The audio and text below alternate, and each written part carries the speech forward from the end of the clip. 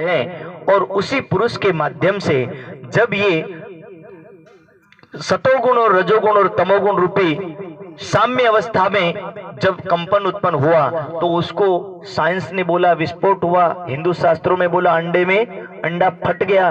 पर ये विस्फोट होना यानी, जैसे एक उदाहरण समझाता हूं आपको। मिट्टी पड़ी है, मान लीजिए मिट्टी को हम यदि घड़े के लिए प्रयोग करें तो हिलाना तो पड़ेगा ना, पानी डालना पड़ेगा, पानी डालने के बाद फिर गूंदना पड़ेगा, फिर उसके बाद उसका चक्का पर चढ़ाना पड़ेगा, फिर चढ़ाने के बाद उसको उसका आकार तो देना पड़ेगा। मिट्टी यदि ठंडी पड़ी हुई है, उसमें हलचल नहीं होगी तो उससे कुछ बनने वाला भी नहीं है। इसी तरह सतोगुण और रजोगुण और तमोगुण, ये तीनों गुण साम्य अवस्था में होते हैं तब उसको बोलते हैं कि ये साम्य अवस्था में पड़े।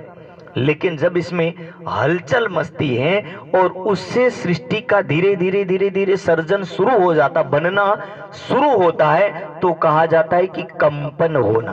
और कंपन को शास्त्रों के भाषा में फूटना, साइंस की भाषा में इंग्लिश शब्द विस्फोट, और आम दर्शन की भाषा में इसको कंपन होना, क्षोभ होना लिखा है। तो ये सारी चीजें उसके ऊपर डिपेंड करती हैं कि ये तीनों गुण और 5 तत्व जब मिल जाते हैं तो इनसे ये सृष्टि दिखने लगती है। उससे पहले ये अदृश्य होती, दिखती नहीं है। ये दिखती तब तक नहीं है जब तक ये बनती नहीं।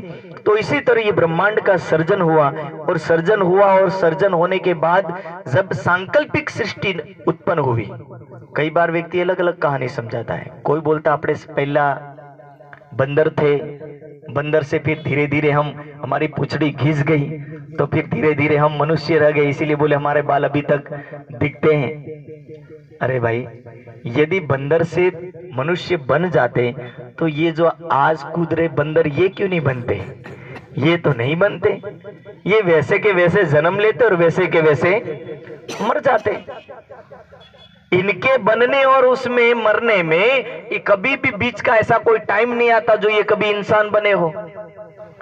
इसलिए बंदर से मनुष्य नहीं बने, ये एक पक्षी है, लेकिन मनुष्य सांकल्पिक सृष्टि से बना, ये बात सही है।